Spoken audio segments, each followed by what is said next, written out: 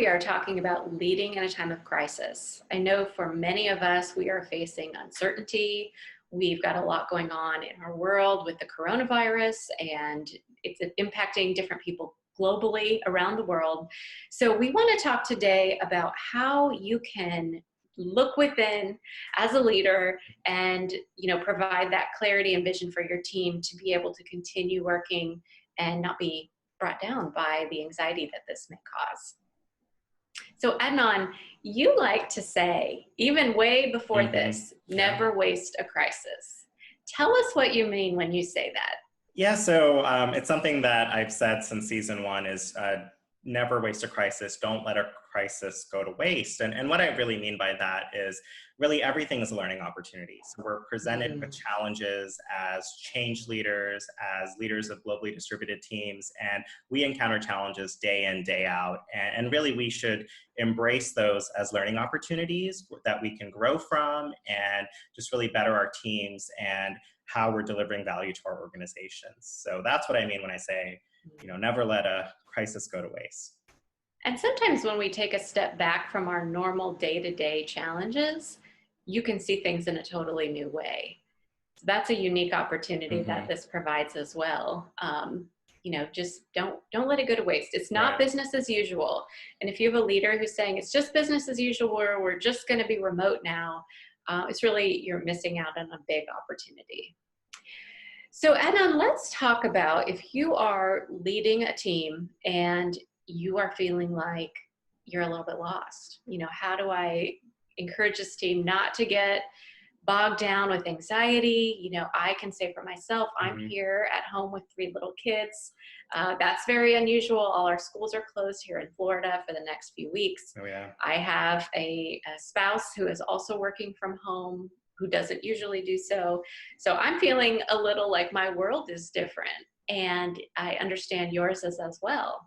Oh yeah, I mean, my world is very different. So I have this wristband here that syncs to my phone and tracks my locations, and it'll be doing that for the next 14 days because while I was on a vacation, they instituted mandatory quarantines once I got back. So just out of the abundance of caution, they're requiring everyone to stay within the confines of their home, work from home if you can, have all of your food and groceries delivered. And again, I share a space with my partner, and in Hong Kong, our apartments are small. So I'm living in a 450 square foot apartment, filming this podcast recording while my partner's off to the side, doing his work. So it's a very unique situation that we find ourselves in today. And it's really the single largest remote working experiment in the history of humankind. And no one's written the book on this, right? This is something that we are figuring out as it happens. We're living it and essentially writing the book on how to navigate this. So it's okay not to have all the answers and to recognize that this is something that we'll have to figure out together. And that's perfectly something you fine. said earlier was that it's going to look different for everyone too. And I think that's really important. Even if there was a book, it would only make sense for that particular case. So what we want to offer today is kind of some key tenets of leadership that are particularly applied to this situation. And if you can take these and digest them and use them for your company, then, we think that should work, and how to lead in a time of crisis. So the first one is kind of a low-hanging fruit, but we need to say it about communication. Right. Cannot underscore this enough. Communication is so important because as a leader, you are going to be in meetings that other people don't have access to. So it may be that you, say you're an IT leader, you're meeting with other C-suite individuals. You have a unique opportunity as the technical leader in this space, but you're hearing what the other parts of the business are saying, what your leadership is saying. And if you forget to then turn around and translate that for the rank and file, as I will call it, kind of the end user population, those people are going to start making up their own truth. Totally. We talk about this all the time, right? In the absence of information, people are going to come up with their rumors. Right. And in this time, they may be worried about your company's solvency. They may be worried, am I going to have a job? So communication is so important, and recognizing that this is going to require some more compassion than on a day-to-day basis. So you might have somebody in a 400 square foot apartment with not just a partner, but also 2 kids in Hong Kong. Very real. That's a reality. Very real. And so kind of having that compassion of people are going to start getting stressed out. Even if we're totally normal, just the change in the situation is hard. So looking into your emotional intelligence, if I were in their situation, what would I need to hear from my leader? And it doesn't have to be everything. It can say we don't have all the answers, but here's what we're working on, and here's what our goals are. So critical. Right. And we're tackling the problem. So what's been really helpful is just to hear from senior leaders that we recognize that there is something very significant happening here. And we have, X, Y, and Z in our arsenal to figure this out. And we are working diligently to figure this out. We don't have all the answers to your point today, but we're working on it. Just that message goes such a long way, because it just lets people know that people are looking at this, that they're not, it's not business as usual. And it's so important just to acknowledge that something is happening. It goes such a long way. Totally agree. And recognizing too that you as an individual are also going through some of this. So I was reading an article, I'll find the source and post it, but they said that fight or flight, that natural response that we have when it comes to leadership, it tends to look like abdication or blame. And that was so powerful to me, because we see that on a national scale here in the US. Different states are reacting differently with their policies, different school systems are reacting differently. So, is there decisiveness? Is there a clear setting of goals, even if we're just going to remain solvent? Or is it, starting to blame our national government? Is it starting to blame somebody else, or just kind of stepping away and not doing anything? I think those are both temptations because they seem safer. But if we fast forward 6 months from now, what's actually going to be more productive is making hard decisions, communicating more vulnerably, being more open. And so take a minute to look within yourself and decide, is there something I need to do to stay in a safe, healthy, resilient place, to be able to model that for my people? It's just going to go so far.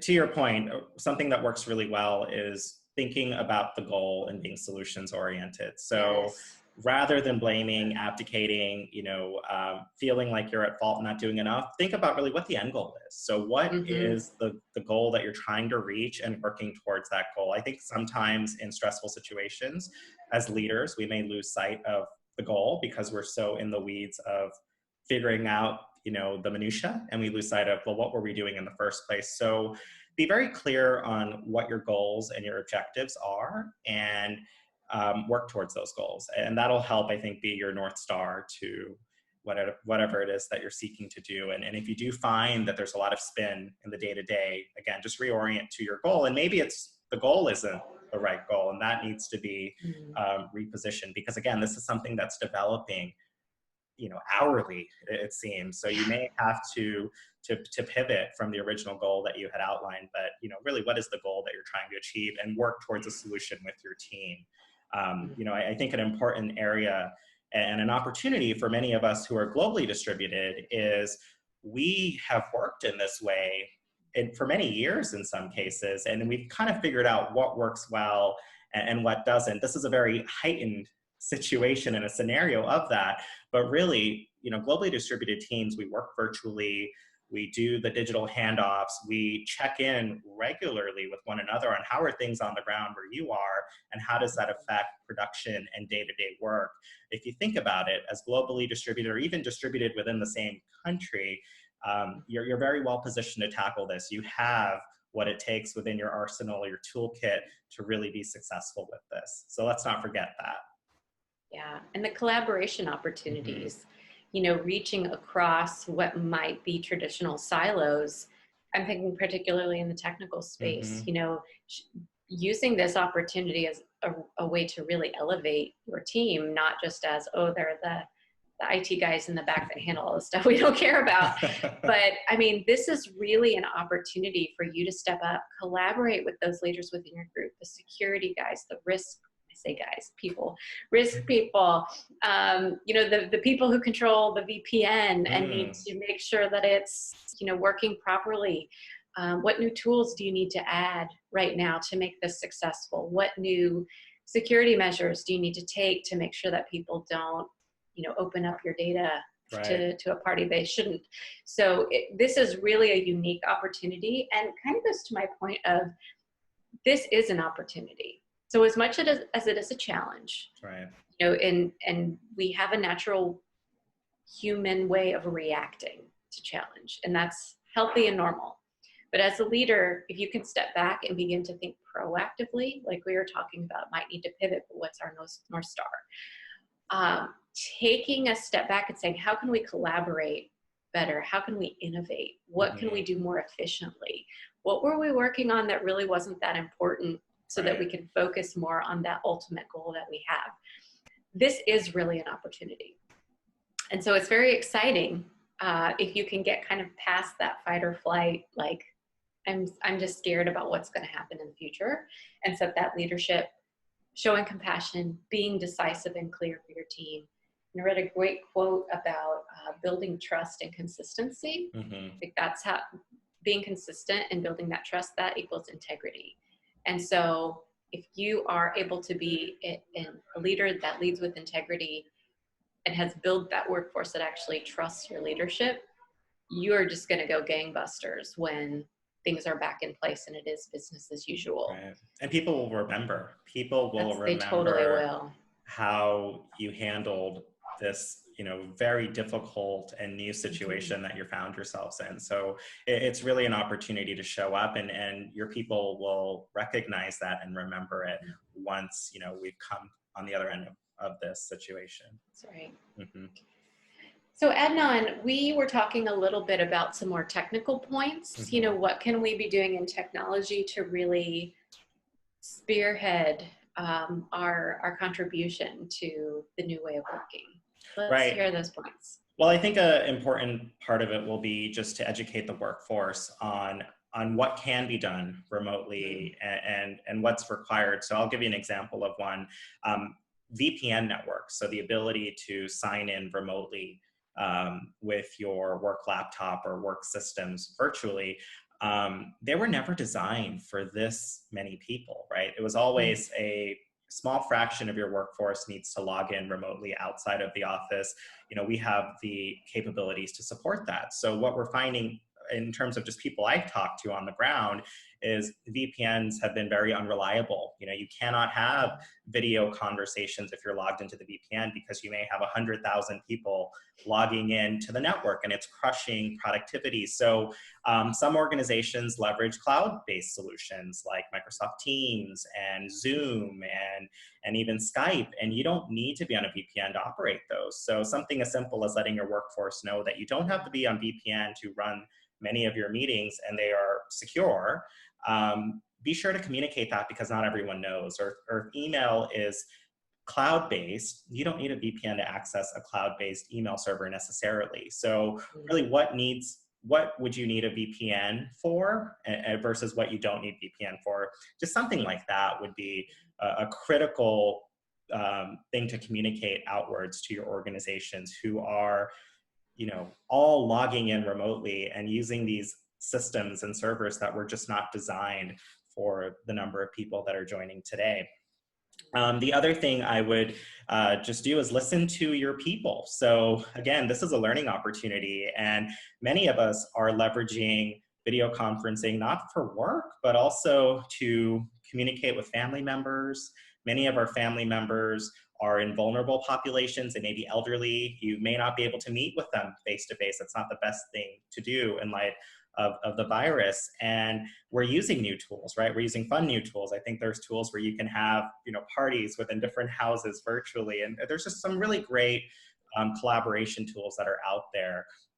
So be sure to tap into what you're doing outside of work, because you may find that there's a really great tool out there that you can bring into your organization. So, tap the workforce that you have and really understand what they're using to communicate with one another, because many times it may not even be on your radar. So again, tap into that workforce that you have. So I think those would be two critical things. The first one being just, what do you need to get started in terms of working remotely to do this effectively? And then listening to your workforce on just how to make that more productive. Are there other tools, solutions, mechanisms to facilitate this new way of working and collaborating? I love it. We have the upper hand as change leaders in this space. To me, I can step back and view this just like any other change. People are uncomfortable, they're worried about the future, they don't know if their job is secure, but it looks different than, say, introducing one new tool they need to use in a new process. This is where the opportunity really comes in for that sponsor of this change, right. Which unfortunately is you. You've been told that you get to sponsor this difficult change. But really taking a step back, taking care of yourself, taking care of your people, being compassionate, showing that emotional intelligence, leaning into your strengths. We talk about that a lot too. What are the strengths that you can go back to and really bring something special to the surface? And if you have a gap, bringing other people in who can complement you. In a way, this kind of goes back to basics, as scary and uncertain as this time is. But, we have trust in our change leaders that we can really help our leaders to do the right thing. And we're so excited to partner with the ChangeNerd community and continue this conversation, because I really want to hear what is going on in your work world. What are you hearing? What are your challenges? What are your pain points? If there is something we haven't covered today that you think leaders need to know, we would love to hear about that. So log on to the ChangeNerd community, continue the conversation, and we'd love to hear from you.